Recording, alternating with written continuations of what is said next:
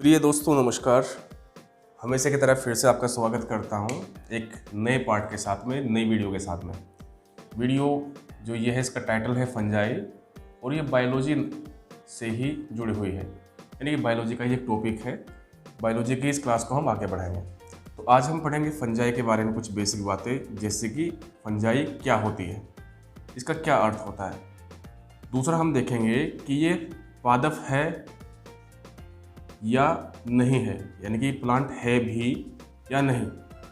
कौन कौन सी ऐसी विशेषताएं हैं इसके पास में जो दूसरों के पास में नहीं है, यानी कि विशेषताएं या कैरेक्टरिस्टिक्स का मतलब हुआ कि फंजाई को फंजाई बनाने वाली कौन कौन सी खूबियाँ इसके पास में है। इसकी विशेषताओं के बारे में भी हम चर्चा करेंगे। उसके अलावा हम देखेंगे इसका हम यूज कैसे कर सकते हैं, यानी कि इसका प्रयोग या उपयोग कैसे कैसे किया जाता है।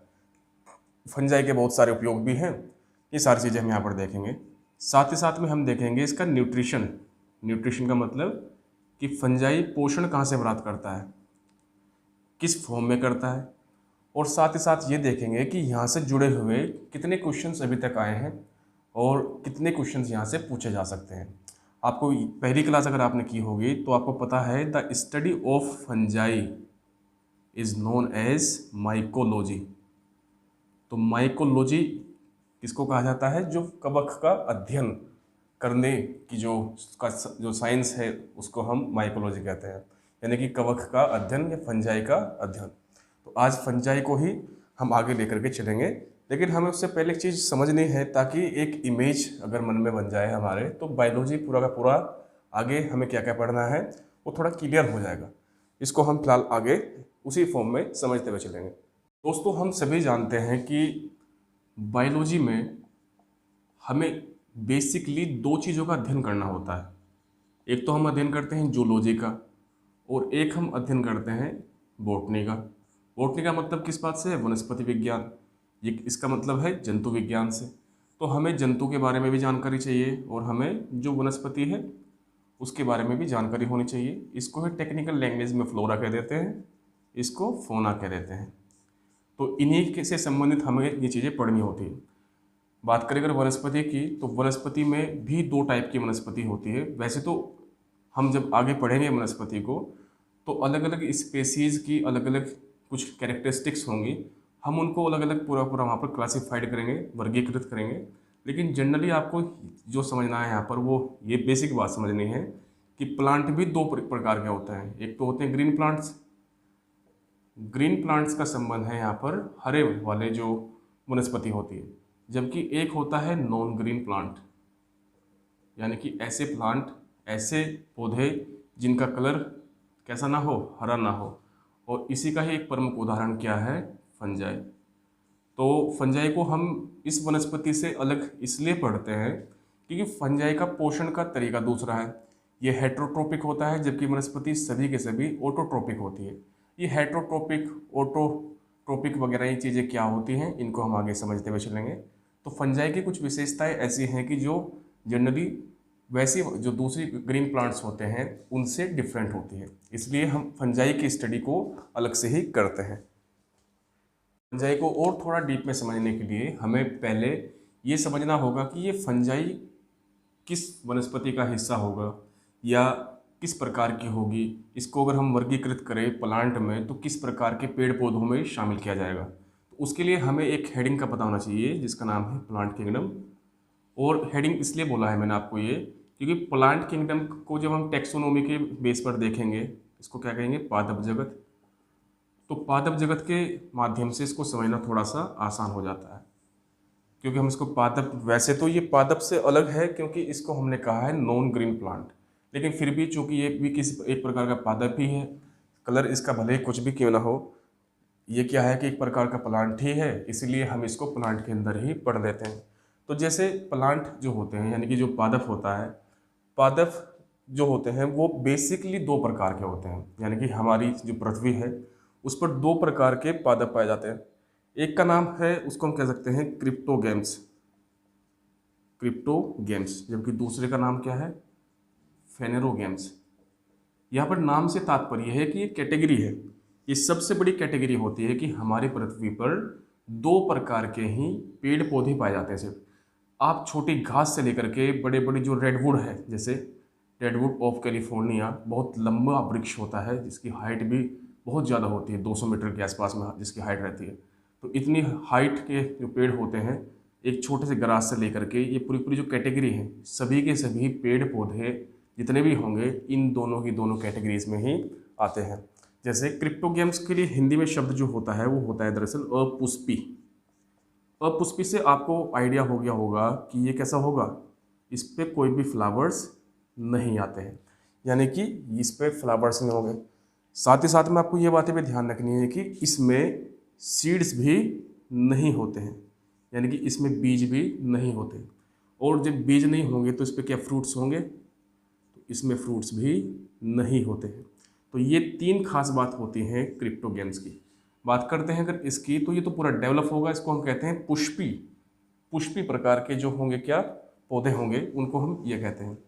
फेनरोगेम्स में भी दो स्पेशल कैटेगरीज होती है, जिसका पहले का नाम होता है जिम्नोस्पर्म और दूसरे को हम बोलते हैं एंजियोस्पर्म।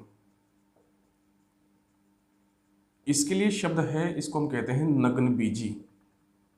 इसके लिए शब्द क्या है, नग्न बीजी कह सकते हैं इसको, या इसके लिए हम बोल सकते हैं नेक्ड सीड भी इसको कहा जा सकता है। यानी कि ऐसे पेड़ पौधे जिनके जो बीज होते हैं वो कैसे होते हैं, ऊपर से कवर्ड नहीं होते हैं, वो जिम्नोस्पर्म आएंगे। इसको हम अनावृत बीजी भी कह सकते हैं। पेपरों में आपको अक्सर इसी लैंग्वेज में देखने को मिलेगा। इसको हम कहते हैं आवृत बीजी, ये वाली जो कैटेगरी है। ये ही पूरे पूरे पेड़ पौधे होते हैं, इन्हीं के अंदर ही सारी की सारी चीज़ें आती हैं। बात करते हैं अगर इनकी, तो इसमें फ्लावर्स भी होंगे, इसमें सीड्स भी होंगे और इसमें फ्रूट्स भी होंगे। यानी कि इसमें तीनों की तीनों चीज़ें पूरी की पूरी मेच्योर फॉर्म में, पूरी परिपक्व अवस्था में पाई जाती है, जबकि इसमें ऐसा नहीं होता है। अपुष्पी की अगर बात करें तो ये तीन कैटेगरी के होते हैं ये भी, जिनमें पहली कैटेगरी होती है थैलोफाइटा की। पहली कैटेगरी को बोलते हैं हम थैलोफाइटा। देखिए जहाँ पर भी शब्द आता है बाद में फाइट, आप लोगों को कन्फ्यूजन नहीं होना कि फाइट जहाँ पर है इसका मतलब है कि प्लांट की बात हो रही है, ठीक है। जहाँ पर साइट होगा इसका मतलब है कि सेल की बात हो रही है। ये चीज़ आपको याद रखनी है। जैसे फाइटोप्लैंक्टन होता है, या फाइट का मतलब सिंपल समझना आपको कि वनस्पति से इसका संबंध होता है। फाइट जहाँ पर भी आएगा, जैसे ब्रायोफाइटा, जैसे कि थैलोफाइटा, इसके अलावा टेरिडोफाइटा, उसके अलावा जीरोफाइटा, अलग अलग प्रकार की जो है वनस्पतियाँ जितनी भी होती हैं उनके लास्ट में क्या आता है लिखा हुआ, फाइट आता है। तो इसमें बिल्कुल भी आपको घबराना नहीं है। तो जैसे ये फाइटा है, पहली कैटेगरी में क्या है इसकी, थैलोफाइटा। यानी कि थैलोफाइटा एक ऐसी कैटेगरी है जो किसके अंदर आती है, क्रिप्टोगेम्स की, यानी कि अपुष्पी होते हैं। अब थैलोफाइटा के भी तीन प्रकार होते हैं। इसका पहला प्रकार होता है जिसको हम किस नाम से जानते हैं, फंजाई, यानी कि कवक, और यही आज का हमारा टॉपिक है। दूसरा इसी में हम पढ़ेंगे एल्गी के बारे में, इसको हम शैवाल कह देते हैं। और तीसरा लाइकेन्स के बारे में पढ़ेंगे, लाइकेन को हिंदी में भी लाइकेन ही कहा जाता है। तो ये तीन जो कैटेगरी है वो थैलोफाइटा के अंडर में आती हैं, और यही हमारा जो है टॉपिक है आज, इसी थैलोफाइटा का पहले वाला जिसको हम फंजाई कहते हैं। ये जो थैलोफाइटा होता है इसके जो सदस्य हैं, जैसे कि फंजाई, जैसे कि शैवाल, जैसे कि लाइकेन, तो शैवाल समुद्रों में पाया जाता है। तो इनकी संख्या सारियों को मिला करके इतनी ज़्यादा होती है, इतनी ज़्यादा संख्या पूरे के पूरे जो है दूसरी जितनी भी कैटेगरीज है पादपों की उनमें नहीं होती है।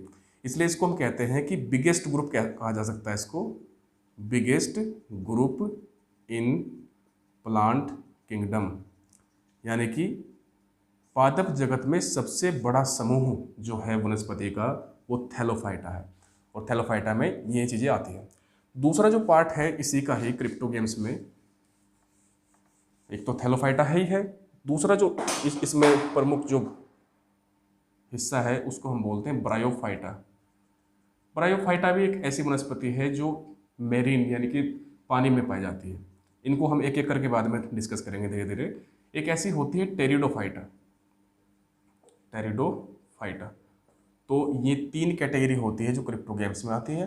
बाकी यहाँ की हमने डिस्कस कर लिया है, यहाँ का एंजियोस्पर्म और जिम्नोस्पर्म, दो चीज़ें हमें वहाँ पर डिस्कस करेंगे तसल्ली से। उम्मीद है कि प्लांट किंगडम की ये टेबल आपकी समझ में आई होगी। और इसी टेबल का आज पहला टॉपिक कौन सा है, फंजाई, जिसको आज हम पढ़ने जा रहे हैं। दोस्तों बात करते हैं थैलोफाइटा के बारे में, जो कि आज हमारा अध्ययन का विषय है। थैलोफाइटा, देखिए थैलोफाइटा का नाम हिंदी में भी थैलोफाइटा ही रहेगा। थैलोफाइट कह सकते हैं, थैलोफाइटा बोल सकते हैं, थैलोफाइट्स भी लिखा सकता है लास्ट में, उससे आपको बिल्कुल भी घबराना नहीं है, चीज़ें एक ही हैं, चाहे थैलोफाइट हो चाहे थैलोफाइट्स हो। बात करें अगर थैलोफाइट की, तो थैलोफाइट से एक शब्द जो है निकलता है जिसका मतलब है थैलस, यानी कि जो थैलोफाइटा नाम के पेड़ पौधे होंगे उनका थैलस लाइक स्ट्रक्चर होता है। थैलस लाइक स्ट्रक्चर मतलब थैलीनुमा आकृति होती है, थैलीनुमा उनका आकार होता है। थैलीनुमा इसको क्यों कहा गया है? क्योंकि मान लेते हैं कि एक थैली है कोई भी, इस थैली को अगर हम देखेंगे तो ये आपको पता है कि प्रजाति किसकी है, प्लांट किंगडम की है। बात हो रही किसकी, प्लांट किंगडम में कहीं ना कहीं हम पढ़ रहे हैं इस चीज़ को। और प्लांट की तो खूबी क्या होती है कि उसमें तो लीव्स भी होती हैं, यानी कि उसमें तो पत्तियां होंगी, उसमें तना होगा, स्टेम को क्या बोलते हैं, तना, और उसमें रूट्स भी होंगे यानी कि जड़ें भी होंगी उसमें। तो पत्तियां, तना और जड़ें तीनों चीज़ें पाई जाती है किसमें, एक प्लांट में। लेकिन जिसका स्ट्रक्चर ही थैलस लाइक होगा, इसका मतलब यह कि थैलीनुमा है, और थैलीनुमा स्ट्रक्चर होने के कारण ही इसमें ना तो होंगी पत्तियां, ना ही होगा इसमें तना, और ना ही होगा इसमें क्या, जड़ें। आप लोगों ने अगर कभी मशरूम तो देखा ही होगा, सभी ने खाया भी होगा मशरूम। मशरूम में आपने देखा कि पत्तियां भी नहीं होती, कोई तना भी नहीं होता, और कोई जड़ें भी नहीं होती, क्योंकि वो ऊपर से लेकर के स्ट्रक्चर उसका नीचे तक लगभग एक जैसा ही रहता है। इसलिए जो है, जो ये होगा, ये हमारा जो फंजाई होगा, फंजाई को हम क्या मान के चलेंगे इनिशियली ही, पहले से ही, ताकि बाद में आपको कन्फ्यूजन पैदा ना हो कि इसमें पत्तियां, तना और जड़ें वगैरह नहीं होती। जिस पेड़ में, जिस भी पौधे में ये चीज़ें नहीं होती, तो उसको हम क्या बोलते हैं, वो सभी के सभी आते हैं थैलोफाइटा नाम के इस ग्रुप में। इस वीडियो में आगे बढ़ने से पहले हमें एक बात और भी थोड़ी सी ध्यान रखनी है यहाँ पर पहले से ही, ताकि बाद में ऐसी कन्फ्यूजन हमें ना पैदा हो। मान लेते हैं कि ये एक पेड़ है, और ये पेड़ के साथ में ये बहुत सारे उसकी डालियाँ भी है। जो पेड़ होता है कोई भी, उसका जो नीचे वाला पोर्शन होता है, ये उनको जड़ें कहते हैं। जो ये वाला पोर्शन होता है उसको हम क्या बोलते हैं, स्टेम। और जो ये वाला पोर्शन है, यहाँ पर क्या है, सभी की सभी पत्तियाँ हैं, यहाँ पर तना है और यहाँ पर जड़ है। अब क्या होता है कि आपको पता है कि पेड़ में होता है क्या, फोटोसिंथेसिस का प्रोसेस, यानी कि प्रकाश संश्लेषण। प्रकाश संश्लेषण के माध्यम से पौधा अपना भोजन बनाता है, यानी कि कार्बोहाइड्रेट का निर्माण करता है।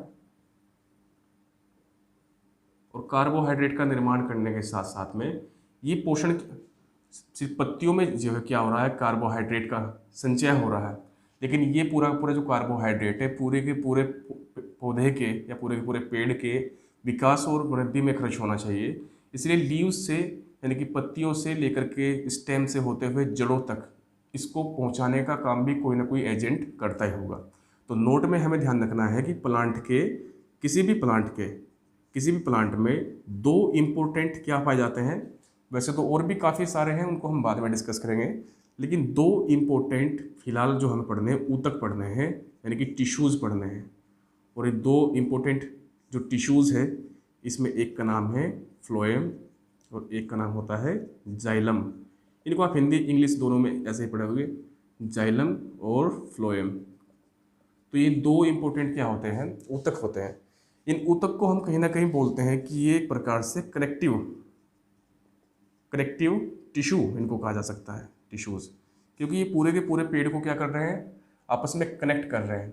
यहाँ से भोजन को यहाँ पर भेज रहे हैं, यहाँ से भोजन को वहाँ पर भेज रहे हैं, और साथ ही साथ में हम इसको बोलते हैं वस्कुलर टिश्यूज़। वस्कुलर टिश्यूज़ इसीलिए कहा है क्योंकि ये बहुत छोटी छोटी सी वेसल्स के फॉर्म में, इनको हम आंखों से देख भी नहीं सकते, और कैपिलरीज के माध्यम से, किस प्रकार से, जो कैपिलरी होती है, कैपिलरी वाला जो प्रोसेस होगा उसके माध्यम से ये क्या करते हैं, ये पूरा पूरा ट्रांसमिशन करते हैं। और ट्रांसमिशन किसकी चीज़ों का करेंगे, वही बातें हम यहाँ पर जो है देखते हैं।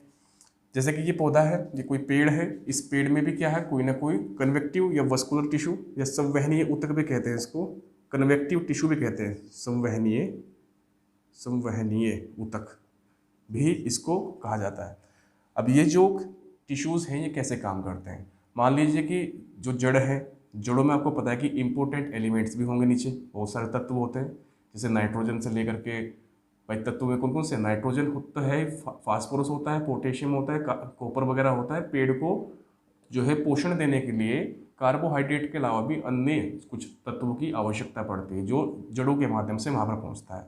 इसके अलावा जड़ से जो जल होगा, वाटर होगा, वो भी ऊपर पहुँचता है। तो मिनरल्स हो गए बहुत सारे, जल हो गया, इनके सबके संचार होता है रूट से लेकर के ऊपर, जबकि कार्बोहाइड्रेट का ऊपर से लेकर के नीचे तक होता है। अगर यहाँ तक की बातें आपको क्लियर हो गई हैं ये दो टिश्यूज को लेकर के, तो बस ध्यान ये रखना है कि एक टिश्यू तो ऐसा होगा कि जो रूट से लेकर के लीव्स तक क्या कर रहा है, पोषण को पहुंचा रहा है, और रूट से लेकर के लीव्स तक जा रहा है, इसका नाम होता है जाइलम टिश्यू।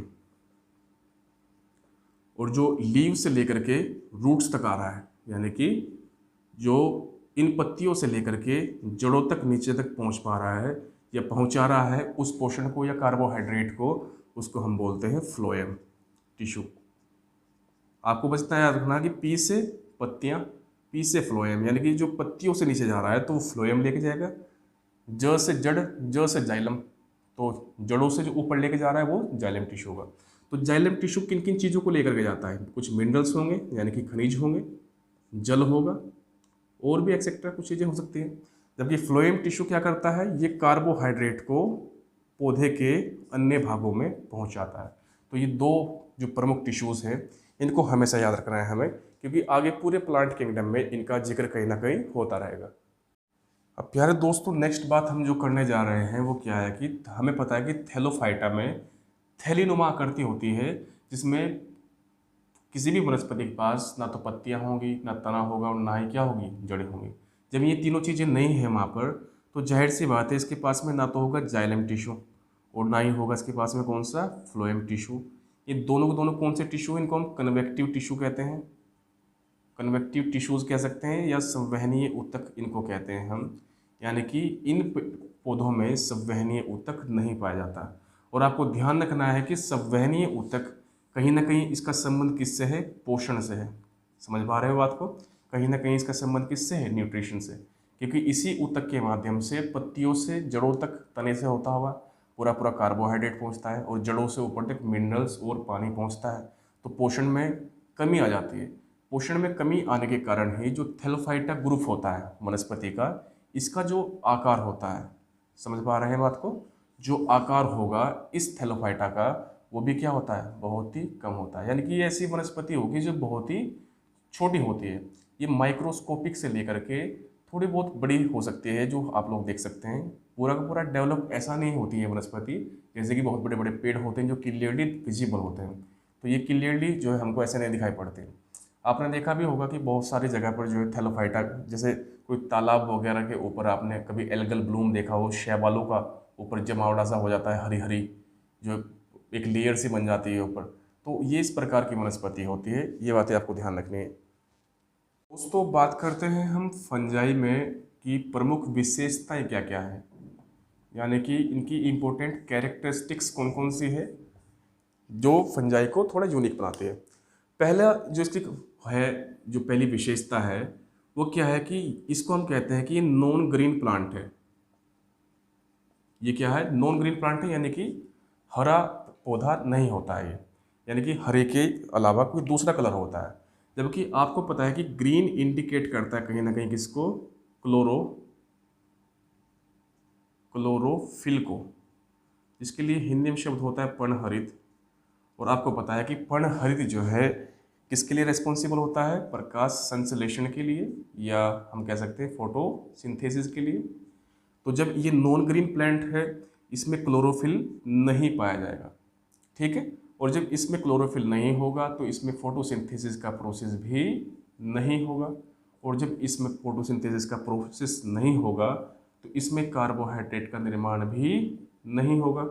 और जब इसमें कार्बोहाइड्रेट का निर्माण नहीं होगा तो यह पौधा अपना पोषण तो स्वयं फिर कैसे करेगा, फिर तो ये क्या करेगा, किसी दूसरे से पोषण प्राप्त करेगा। यही वजह है कि जो कवक होते हैं फंजाई, ये किसी सड़े गले रोटन मैटर कोई भी होगा उस पर ही ये उगते हैं। इसका मतलब क्या है, क्योंकि इनको वहाँ से पोषण प्राप्त होता है। तो ये अपना पोषण स्वयं नहीं करते, जबकि क्या करते हैं, अलग अलग जगह से करते हैं। इसलिए इनको हम कहते हैं हेट्रोट्रोपिक, जिसके लिए शब्द होगा विविध पोषी।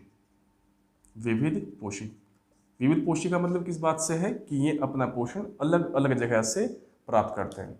तो एक बात यहाँ पर क्लियर होगी, इस बात से बहुत सारी चीज़ें आपकी और क्लियर हो रही होगी कि कलर कैसा है इसका, ग्रीन नहीं है, क्लोरोफिल भी नहीं है, प्रकाश संश्लेषण भी नहीं है, कार्बोहाइड्रेट भी नहीं है, और ये कौन सा है, हेट्रोट्रोपिक होता है।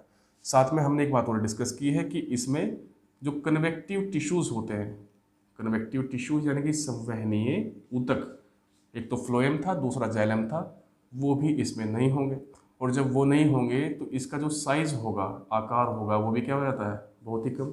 इसलिए आपने देखा होगा मशरूम इतने बड़े हो रहते हैं, मशरूम हुए या मशरूम की कैटेगरी के, जैसे एल्बियोगो हो गया, म्यूकोर हो गया, ये सभी इतने बड़े बड़े प्लांट्स होते हैं, उससे बड़े नहीं हो पाते हैं, तो क्योंकि इनमें कन्वेक्टिव टिश्यू नहीं पाया जाता है। बात है कि जैसे ये जो पौधा है फंजाई, फंजाई में कार्बोहाइड्रेट तो होगा ही नहीं, तो ये अपने जो पोषण प्राप्त करता है दूसरी जगह से, उसको किस फॉर्म में ये अपने पास में स्टोर करता है, ये बात यहाँ पर समझने की है।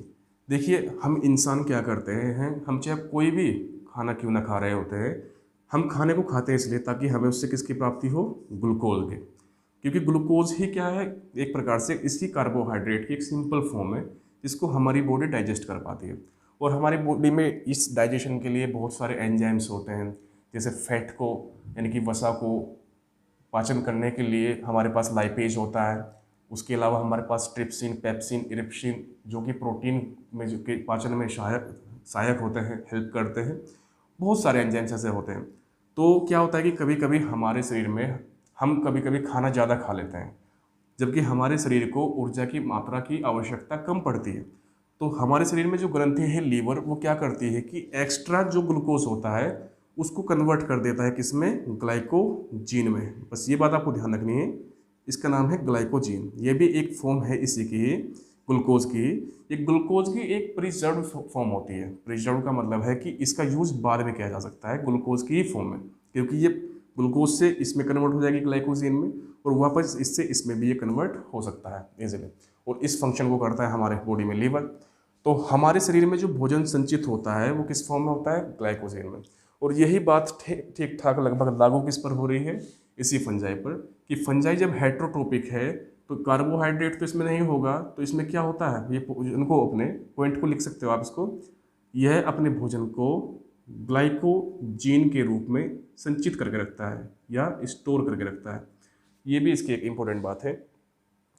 और जैसे कि हमने पहले भी डिस्कस किया था, अगर आपको पहली क्लास याद आ रही हो, एक विशेषता इसकी होगी कि इसकी सेल वॉल, इसकी जो कोशिका भित्ति होती है वो काइटिन से मिलकर के बनी हुई होती है, काइटिन की बनी होती है। और स्टडी को इसकी हम सभी जानते ही हैं, माइकोलॉजी कहते हैं। पेपर में बहुत बार आया हुआ क्वेश्चन है कि माइकोलॉजी का संबंध किससे है, तो किससे होता है, कवक से होता है या फंजाई से होता है। तो दोस्तों हमने यहाँ पर देखा है कि फंजाई होता है हेट्रोट्रोपिक यानी कि विविध पोषी। विविध का मतलब अलग अलग पर निर्भर करने वाला एक प्रजाति है फंजाई। अलग अलग जगह से ये अपना पोषण प्राप्त करता है। अब ये अलग अलग जगह से किस प्रकार से करता है वो हम देखते हैं। इसके जो होस्ट होता है, होस्ट का मतलब कि जिस पर ये निर्भर कर रहा है, रिलाई कर रहा है, वो किस प्रकार का है, एक तो उसको देखेंगे हम, और इसकी खुद की विशेषताएं किस प्रकार की है वो भी देखेंगे। तो यहाँ पर हम देखेंगे कि ये जो विविध पोषी है, यानी कि बात हो रही है इसकी न्यूट्रिशन की, कि ये अपना पोषण कहाँ से प्राप्त करता है। किसकी बात हो रही है, कवक की बात हो रही है, फंजाई की बात हो रही है यहाँ पर। तो कवक अपना पोषण कहाँ कहाँ से प्राप्त करता है, ये डिपेंड करता है कि ये कितने प्रकार का है।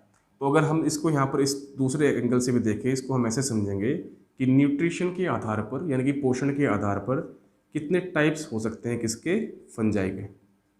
समझ पा रहे हो, यहाँ पर मामला किसका है, न्यूट्रिशन का है, यानी कि पोषण के आधार पर कवक के प्रकार कितने होंगे, उसको हम यहाँ पर समझने का प्रयास करेंगे। जैसे सबसे पहला होता है जिसको हम बोलते हैं सेप्रोफाइट। सेप्रोफाइट या सेप्रोफाइटिक लिखेंगे इसको, सेप्रोफाइटिक फंजाई। इसके लिए शब्द होगा मर्तोपजीवी कवक। अब जो मर्तोपजीवी कवक है, इससे आप समझ सकते हो कि ऐसा फंजाई होगा ये कि जो किसी मरे हुए प्राणी या मरी हुई कोई वनस्पति, यानी कि कोई सजीव हो लेकिन फिलहाल मर चुका हो, और उसके ऊपर जो है ये पैदा होता है। जैसे कि आपने देखा होगा भाई, कोई बहुत सड़ी गली सी लकड़ी पड़ी हुई है और लकड़ी पर वो सांप की छतरी से, यानी कि वो फंजाई जो होते हैं वो उग जाती है, आपने देखा होगा। इसका मतलब वो क्या है कि वो जो सड़ा गला पदार्थ था उससे पोषण प्राप्त कर करके ये लगातार उगती हुई जा रही है। जैसे आपने देखा होगा कि जहाँ पर गोबर की खाद डालते हैं लंबे टाइम तक, वहाँ पर भी कभी कभी ये इकट्ठी जो है जम जाती हैं, यानी कि उत्पन्न हो जाती है। ऐसा इसलिए होता है इनके साथ में क्योंकि इनको वहाँ से पोषण प्राप्त होता है। तो ये रोटन मैटर से क्या करती है, सड़े गले पदार्थों से पोषण प्राप्त करते हैं। उनको हम क्या कहते हैं, सेप्रोफाइटिक फंजाई कहते हैं। इसमें जो नाम है ये नाम हमें ध्यान रखने हैं क्योंकि इस नाम में बहुत सारे जो आगे क्वेश्चंस इससे बनने होंगे। एक का नाम होता है राइजोपस। राइजोपस नाम की जो फंजाई होती है ये सेप्रोफाइटिक फंजाई होती है। एक होता है मोरशेला। थोड़ा मोरशेला पर डिस्कस करेंगे कि मोरशेला एक ऐसी फंजाई होती है कि जिसका प्रयोग खाने में भी किया जाता है।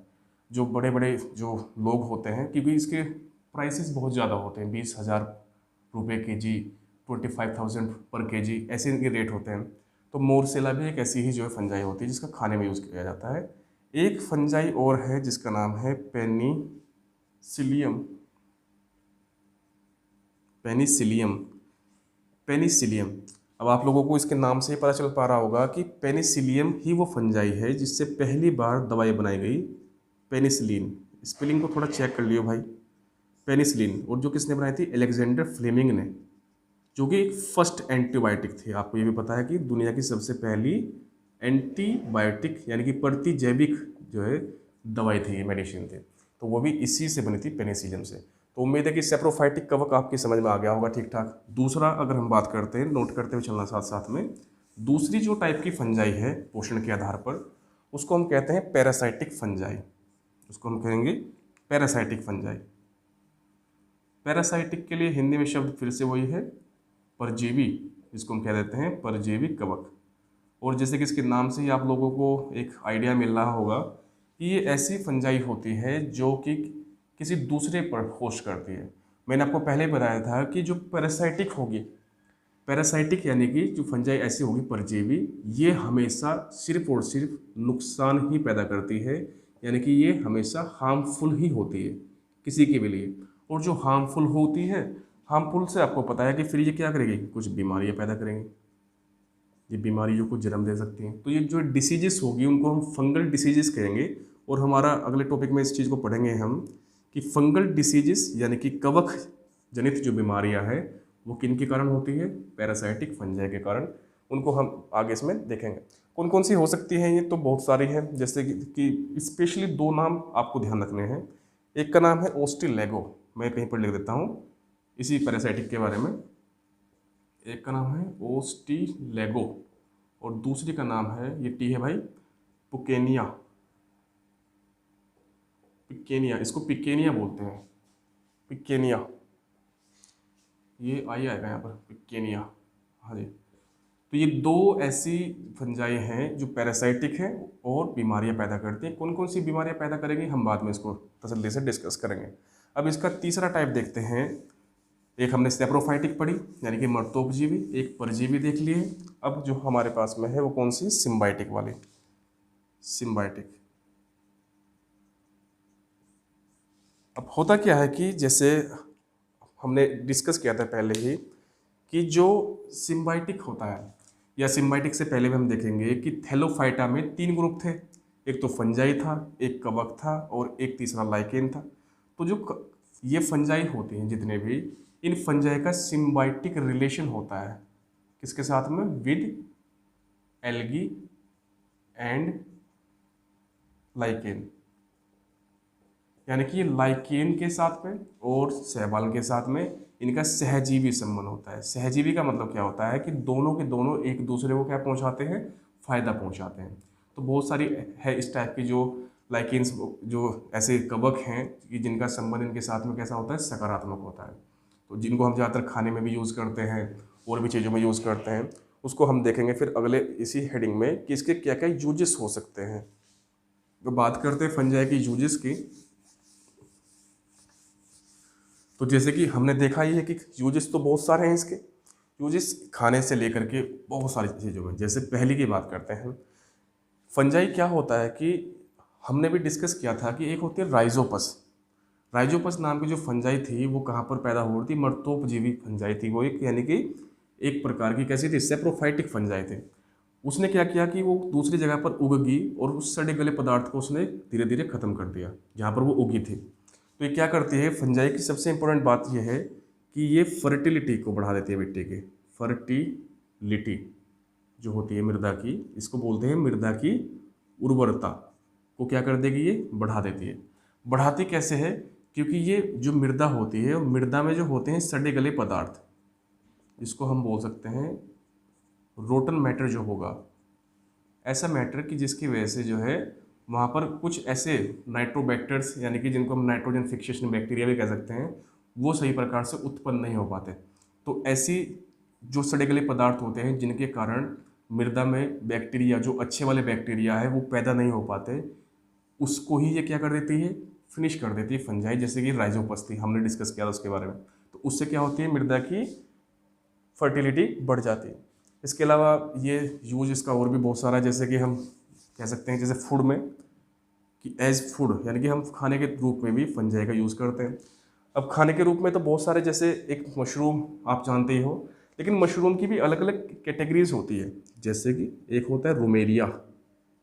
रोमेरिया नाम का ही मशरूम हम कॉमनली यूज़ करते हैं खाने में, जिसको हम खाते हैं मार्केट से लेकर आते हैं, वो रोमेरिया ही नाम का मशरूम होता है। रोमेरिया जैसे होता है क्लेवेरिया। क्लेवेरिया के जैसा ही एक और भी होता है जिसका ज़्यादातर यूज़ होता है एग्रिकस। एग्रिकस एग्रिकस ये तीनों के तीनों जो फंजाई होते हैं, इनका हम मशरूम में यूज़ करते हैं। लेकिन 90% जो खाया जाने वाला है कॉमन आदमी वाला, मतलब वो ये है मोरसेला। जैसे तो बहुत एडवांस चीज़ है, वैसे तो लिख सकते हैं उसको भी यहाँ पर कि जैसे मोरसेला है, मोरसेला, लेकिन बहुत ही महंगा होता है काफ़ी, और बड़े बड़े लोग इसको खा सकते हैं। तो ये फूड में भी इसका यूज़ होता है। फूड के अलावा अगर हम देखते हैं तो मेडिसिन तो काफ़ी बनती है, जैसे हमने पहले भी डिस्कस किया था, मेडिसिन बहुत सारी है। और ये बात आपको ध्यान रखनी है कि मेडिसिन स्पेशली कौन सी बनती है फंजाई के यूज से, तो स्पेशली बनती है एंटीबायोटिक, यानी कि प्रतिजैविक जो दवाइयाँ होंगी, प्रतिजैविक औषधियाँ इससे बनती है ज़्यादातर। आप जिसकी भी बात कर लेते, जैसे कि मैंने नाम लिया था, जैसे पेनिसिलिन था, पेनिसिलिन पेनिसिलिन पेनिसिलिन के अलावा बहुत सारे जैसे इजिट्रोमाइसिन या नियोमाइसिन। देखिए एक बात और भी ध्यान रखनी है कि जिनके भी लास्ट में आता है ना माइसिन वगैरह, जैसे लीन वगैरह, इस टाइप से ये ज़्यादातर जो दवाइयाँ होती हैं एंटीबायोटिक टाइप की होती हैं, और ज़्यादातर का निर्माण फंजाई से ही किया जाता है।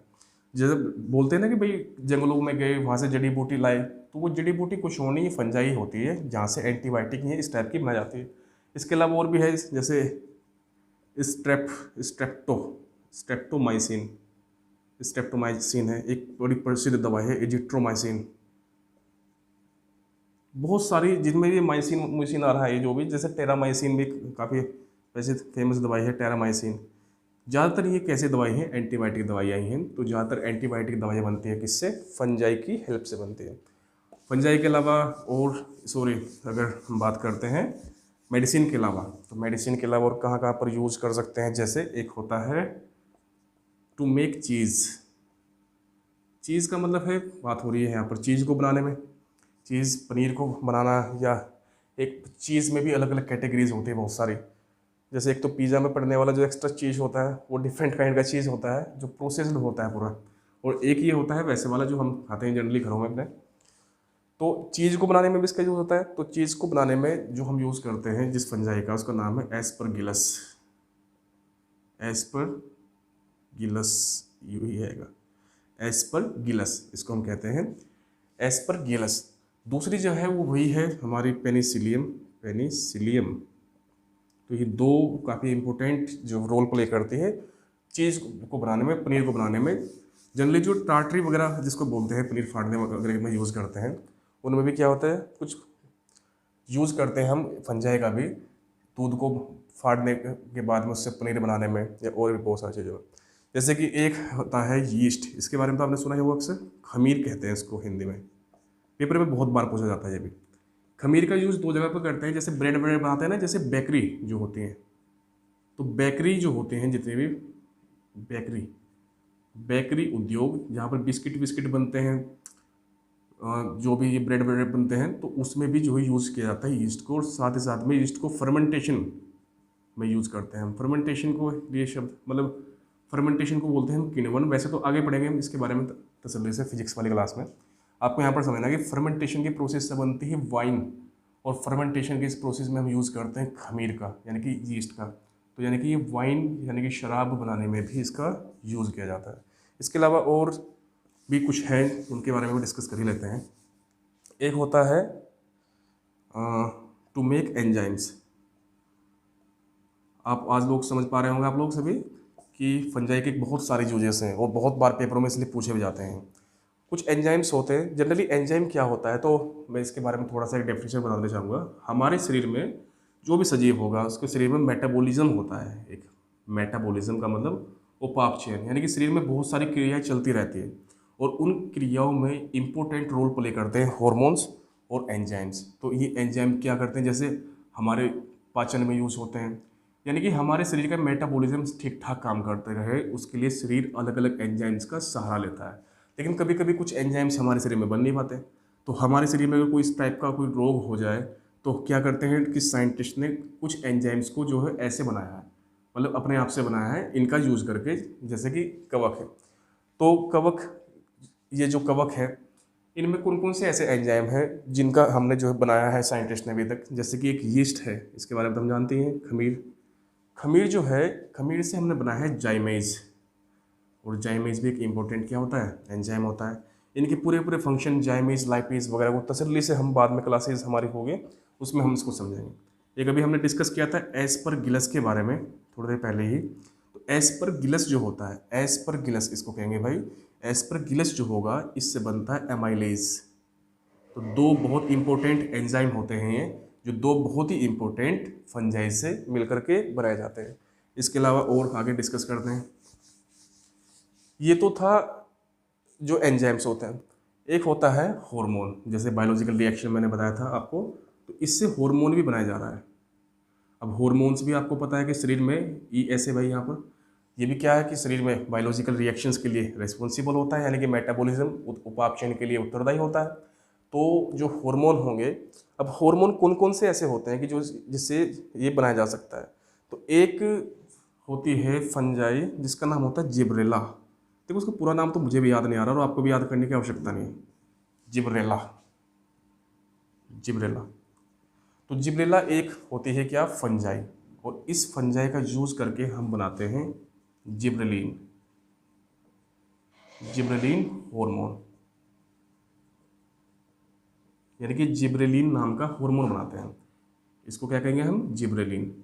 अब ये जो जिब्रेलिन नाम का हार्मोन होता है इसको हम ग्रोथ हार्मोन भी कहते हैं। ये दरअसल होता है प्लांट का हार्मोन। जो हमने पहले वाले हार्मोन पढ़े, एक तो एमाइलेज एक जाइमेज, वो कौन से थे, पुराने वाले थे। ये कैसे हार्मोन है, ये प्लांट हार्मोन है। और ये किसके लिए रिस्पॉन्सिबल होता है, जो भी कोई पेड़ पौधा होगा उसके ग्रोथ और डेवलपमेंट के लिए ये रिस्पॉन्सिबल होता है। तो हार्मोन्स भी इससे बनाए जाते हैं। इसके अलावा कलर्स वगैरह बनाने में भी यूज़ करते हैं, जैसे लिख सकते हो आप अलग से नोट में ही। एक होता है मोनास्कस, मोनास्कस नाम का जो फंजाई होगा इसका यूज़ करते हैं डिफरेंट काइंड के कलर्स बनाने में। तो बहुत सारे जो है रंग भी इससे बनाए जाते हैं।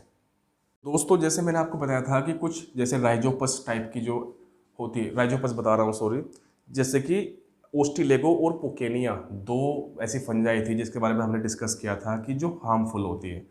हार्मफुल होती है तो बीमारियाँ भी पैदा करती है, लेकिन बीमारियों के अलावा और क्या क्या चीज़ें पैदा कर सकती हैं वही हम यहाँ पर डिस्कस करेंगे हार्मफुल फंजाई के बारे में। यानी कि हानिकारक जो कवक होते हैं, हानिकारक कवक कौन कौन से होते हैं, या कौन कौन से का तो हमें पता चल ही गया है कि एक तो हमने अभी डिस्कस किया था जिसके बारे में। एक तो था क्या इसमें, ओस्टिलेगो, ओस्टिलेगो, और एक था पुकेनिया। तो ये दो काफ़ी जो है हानिकारक कवक माने जाते हैं। लेकिन ये हानि किस प्रकार की पहुंचाते हैं वो इम्पोर्टेंट बनता है यहाँ पर, कि कौन कौन सी हानि पहुंचा सकते हैं। जैसे कि हमें पता है कि पहली चीज़ तो हानि वही है कि भाई ये शरीर में बीमारियाँ पैदा कर देती है बहुत सारे, और ये सिर्फ डिसीजेस ऐसा नहीं है कि सिर्फ एनिमल में करती है, ये साथ साथ में कहाँ पर कर सकती है, प्लांट में कर सकती है। और कई बार पेपर में क्वेश्चन यहाँ पूछे भी जाते हैं कि कौन कौन सी बीमारियाँ ऐसी हैं जो कवक से होती है और कौन से कवक से होती है। इसके अलावा आपने देखा होगा कि जो पिकल वगैरह होता है, यानी कि अचार वगैरह, उसको भी क्या कर देती है, उसको भी ये नष्ट कर देती है, डिके कर देता है। कभी कभी कुछ खाना पुराना सा हो जाए तो बोल देते हैं कि इसमें तो भाई फंगस लग गया है, तो वो फंगस वही बात होती है, यानी कि ये क्या करता है, फूड को भी डिके कर सकता है। उसके अलावा कभी कभी कपड़ों में हो जाता है, और कपड़े जिससे गलने लगते हैं, बेकार होने लगते हैं, तो ये पेपर हुआ या क्लॉथ हुए, उनको भी क्या करता है, उनको भी डिके कर सकता है। और उसके अलावा जो लकड़ी है, जैसे मैंने आपको पहले बताया था कि कुछ तो लकड़ी के ऊपर ही उगते हैं, तो ये वुड को यानी कि लकड़ी को भी क्या कर सकता है, डिके कर सकता है। तो ये इसके कुछ जो है क्या है कि ये हार्मफुल फंजाई है। अब हम बात करेंगे यहाँ पर जो इम्पोर्टेंट है हमारे पेपर के पर्सपेक्टिव से, वो क्या है, डिसीजेस। तो जो फंजाई से उत्पन्न होने वाले डिसीजेस होंगे उन्हीं को हम क्या कहेंगे, फंगल डिसीजेस, यानी कि कवक जनित, फंगल डिसीजेस को हम क्या कहते हैं, कवक जनित रोग। कौन कौन से रोग ऐसे हो सकते हैं जो कवक के कारण पैदा होते हैं, उनको हम यहाँ पर थोड़ा सा समझने का प्रयास करेंगे। तो ये रोग भी दो टाइप से हो सकते हैं। कुछ रोग ऐसे होते हैं कि जो होते हैं डायरेक्टली, जैसे कि ह्यूमंस की बात करते हैं हम इंसानों में कौन कौन से रोग ऐसे हो सकते हैं जो फंजाई के कारण होते हैं। तो जैसे एक रोग है, बड़ा प्रमुख है, चलो यहाँ पर डिस्कस कर लेते हैं। उसका नाम है अस्थमा। अस्थमा को हम दमा कह देते हैं, सिंपल भाषा में ऐसा समझ लेंगे इसको। अस्थमा क्या होता है कि आपको पता है कि बीमारी जो ये इम्पेक्ट करती है, किसको करती है, रेस्पिरेटरी सिस्टम को। जो रेस्पिरेटरी सिस्टम होगा उसको क्या करती है, यानी कि श्वसन तंत्र को, श्वसन तंत्र में होती है बीमारी, इसकी वजह से खांसी वांसी, दम घुटना, ये सारी चीज़ें होती हैं। तो होता क्या है कि हम इनहेल कर लेते हैं गलती से किसी फंगल को, और किसी ऐसी फंगल को जब हम इनहेल कर लेंगे, इस फंगल का नाम है, मैं आपको बताना चाहूँगा, इसका नाम है, ये जो बीमारी होती है कौन सी फंजाई से होती है, एस्परगिलस। अभी डिस्कस किया था इनके बारे में, फ्यूमिगेट्स। तो एस्परगिलस फ्यूमिगेट्स नाम की, देखो यहाँ पर थोड़ा सा आपको ये भी ध्यान रखना है, ये अस्थमा है, यहाँ पर एस से शुरू हो रहा है, AS, तो आपको थोड़ा सा ट्रिकी, अगर आप ऐसा हो जाओ तो आप समझ भी पाओगे कि कौन सी फंजाई से होगा। तो इसमें खांसी वांसी होती है, दमा होता है, कभी कभी सांस लेने में तकलीफ होती है, बहुत सारी समस्या होती है जो उसके सिम्टम्स होते हैं अस्थमा के। तो ये भी एक फंजाई के कारण होने वाला एक रोग होता है। एक होता है जिसको हम कहते हैं एथिलीट्स फूट, यानी कि एथलीट का जो पैर है, इसको एथलीट का पैर इसलिए कहा गया है क्योंकि जो एथलीट के पैर होते हैं, फुट्स, वो क्या होते हैं कि वो दौड़ दौड़ करके उनको नीचे से बिल्कुल क्या, वो स्ट्रॉन्ग हो जाते हैं, एकदम से रिजिड हो जाते हैं उनके जो पैरों के तलवे होते हैं। तो क्या होता है कि कभी कभी कुछ कोन्स टाइप के निकलने लगते हैं। कोन्स का मतलब है कि कुछ जो छोटी छोटी गांठ सी बन जाती है पैरों में, और वो होता है कि इसके कारण फंगल इन्फेक्शन के कारण ही होता है। तो पैर के नीचे खाल पे जब वो, ये हाथ में भी ऐसा हो सकता है, तो ये बीमारी हो जाती है हाथ में, पैर में, जनरली ये पैरों में ही होती है। इसको ही हम बोलते हैं एथलीट जो है फुट, और ये होती है टीनिया पेडिस नाम के फंजाई के कारण ये वाली बीमारी होती है। इसके अलावा एक बहुत प्रसिद्ध बीमारी और भी है जिसको हम कह सकते हैं स्केबीज़। देखिए स्केबीज़ के नाम से हमको पता चल रहा है, ये दूसरे नंबर की, ये पहली है, ये तीसरी है। स्केबीज़ जो बीमारी है, बात हो रही खाज खुजली की, तो स्केबीज़ जो बीमारी है इसमें क्या होता है, खुजली वगैरह जो है शरीर में होने लगती है, रिंग वॉर्म्स बनने लगते हैं, दाद वगैरह हो सकते हैं। हालांकि दाद के लिए रिस्पॉन्सिबल एक और भी होता है, उसको हम डिस्कस करेंगे बाद में, एक और भी जो है होती है। तो खुजली, दाद, इम्पोर्टेंटली खुजली की बात अगर करें तो खुजली के लिए जो रिस्पॉन्सिबल होती है फंजाई, उसका नाम है एक्केरस स्केबीज़। एक्केरस स्केबीज़, ए आएगा यहाँ पर, तो एक्केरस स्केबीज़ ये आएगा IE। तो एक्केरस स्केबीज़ नाम के फंजाई से ये स्केबीज़ जो है बीमारी हो जाती है या खुजली हो जाती है। ऐसा ही एक होता है, चौथे नंबर पर यहाँ पर लिख देते हैं हर्प्स के बारे में, जिसको हम हर्पीज़ भी जनरली बोल देते हैं। ये क्या होता है, ये दाद की बात हो रही है, जो मैं भी बता रहा था ना आपको, स्पेशली रिंग वॉर्म की बात हो रही है, इसको हम रिंग वॉर्म भी कहते हैं। ये क्या होता है कि ये भी आपको पता है दाद कैसा होता है, खाज खुजली वाला, यानी कि आप देखोगे कि फंगल डिसीजेस ज़्यादातर स्किन रिलेटेड ही बीमारियाँ पैदा करती है ज़्यादातर केसेस में। अस्थमा में भी ये इंटरनल जो ऑर्गन्स है उनको इम्पेक्ट करती है जाकर के। तो इसके लिए जो होता है उसका नाम है ट्राइकोफाइटन लेस्कोसे। तो ये इस नाम की फंजाई के कारण ही हर्पीज़ नाम की बीमारी होती है, यानी कि दाद वाद जो है इस टाइप से हो जाते हैं। एक ऐसा ही जो है कम उम्र में ही कुछ लोगों के जो है बाल झड़ने लगते हैं, उनको भी देखेंगे यहीं पर ही। तो जैसे कि एक होता है 5वें नंबर पर देखेंगे हम, उसको कहेंगे हम बार्डनेस। बार्डनेस मतलब है कि गंजापन, कम एज में ही बालों का जो है जो टूट जाना, ये बालों का उड़ जाना, वो इसलिए होता है क्योंकि एक होता है टीनिया कैपिटस नाम की फंजाई, जो ये फंजाई है एक जो बीमारी के लिए रिस्पॉन्सिबल है। ये जो होगी टीनिया कैपिटस, जब ये बालों में हो जाती है तो डैंड्रफ होने लगता है, और डैंड्रफ के साथ साथ में फोलिक एसिड की कमी होने लगती है बॉडी में, सॉरी बालों का जो स्कैल्प होता है। और उस स्कैल्प में जब सही प्रकार से न्यूट्रिशंस नहीं जो पहुँचने देगा ये डैंड्रफ, तो फिर होगा क्या कि वो लगातार बालों की जड़ें कमज़ोर होती चली जाती है और बाल धीरे धीरे व्यक्ति बाल्ड होना शुरू हो जाता है। तो ये कुछ बीमारी थी जो इंसानों में हो सकती है फंजाई के कारण, लेकिन कुछ बीमारियां ऐसे भी हैं कि जो फंजाई के कारण वनस्पतियों में भी होती है। तो अगर हम बात करते हैं फंगल डिसीज़ की, लेकिन इस बार हम बात करेंगे कहाँ की, वनस्पति की। वनस्पति में कौन कौन सी बीमारियाँ हो सकती है उसकी अगर बात करें, तो आपको यहाँ पर ये भी ध्यान रखना है कि यहाँ पर आपको फंजाई का जो है फंगल नेम इतना इम्पोर्टेंट नहीं है, फंगल नेम इतना इम्पोर्टेंट नहीं है यहाँ पर। बस आपको पता होना चाहिए कि बीमारी का नाम, और बीमारी का नाम आपको पता होना चाहिए साथ में कि कौन सी फसल में या कौन सी वनस्पति में वो बीमारी होती है। यहीं से क्वेश्चन पूछे जाते हैं। फंगल नेम बहुत ही मुश्किल है, 1% चांस भी नहीं है कि पूछा जाए। तो जैसे कि पहली बीमारी है वार्ट, आपसे सवाल पूछा जाएगा कि वार्ट जो रोग है ये किसके कारण होता है। पहली बात तो एक क्वेश्चन तो इस टाइप से बन सकता है, पूछेगा जीवाणु के कारण, विषाणु के कारण, फंजाई के कारण या एल्गी के कारण। किसके कारण हो रहा है ये? फंजाई यानी कि कवक के कारण हो रहा। लेकिन ये होता किसको है? तो ये होता है कहाँ पर? पोटैटो में, आलू में। क्या होता है कि आपने देखा होगा कभी कभी आलू अंदर से पर्पल फॉर्म में निकलते हैं, पर्पल निकलेंगे या वो साइड से जो हरे हरे से होकर के निकलते हैं, क्योंकि उनमें इन्फेक्शन होता है। कौन सा? Fungal infection. इसकी वजह से ये वाट रोग वहाँ पर हो जाता है। इसी प्रकार गन्ने में होने वाला प्रसिद्ध रोग है रेड रोट। तो रेड रोट नाम का जो ये रोग है ये होता है कहाँ पर? गन्ने में होता है। और गन्ने में होता कैसे है कि ये क्या करता है कि शुगर केन का है, चलो पहले देखते हैं इसको। शुगर केन गन्ने में हो रहा है ये, और इसमें होता क्या है कि गन्ना अंदर से लाल लाल निकलने लगता है, जिसको बोल देते हैं ना कि गन्ना काना निकल रहा है अंदर से, तो ये भी इसी में होता है। इसके अलावा और अगर देखें हम, एक मूंगफली में होता है, मूंगफली में होता है टिक्का, मूंगफली में होता है टिक्का। तो टिक्का जो रोग है, टिक्का डिसीज़ है, ये होता है ग्राउंड नट में यानी कि मूंगफली में। और ये तीनों के तीनों इतने इंपॉर्टेंट है कि पेपर में बहुत बार जो है ये पूछे जा चुके हैं। ऐसा ही जो नेक्स्ट अगर हम बात करते हैं, इसी में ही लिख लेते हैं आगे। एक होता है फायर ब्लाइट, या इसको हम लेट ब्लाइट कह देते हैं, लेट ब्लाइट। लेट ब्लाइट के लिए हिंदी में शब्द है अंगमारी। चौथे नंबर की बीमारी है अंगमारी। कभी कभी क्या होता है कि फंगल इन्फेक्शन जड़ों में हो जाता है आलू की, स्पेशली कहाँ पर होती है बीमारी? आलू में। और उसकी जड़ों में इन्फेक्शन होने की वजह से आलू बैठ ही नहीं पाता जड़ों में। आलू बैठने का मतलब है कि आलू का फॉर्मेशन नहीं हो पाता सही से। अगर बनेगा तो छोटा मोटा बनेगा, जैसे वो फूल करके बड़ा सा हो सकता है, तो उसको वो नहीं होने देती, और उसी को लिए बोल देते हैं कि अंगमारी होगी। ये भी पोटैटो में होती है, और किसके कारण हो रही है? इसी के कारण हो रही है, फंजाई के कारण। ऐसे ही एक बड़ी प्रसिद्ध बीमारी और है जिसको हम बोलते हैं रस्ट। रस्ट के लिए शब्द है किट रोग, किट भी इसको बोलते हैं, और ये होता है गेहूं में, यानी कि व्हीट में होता है, गेहूं में।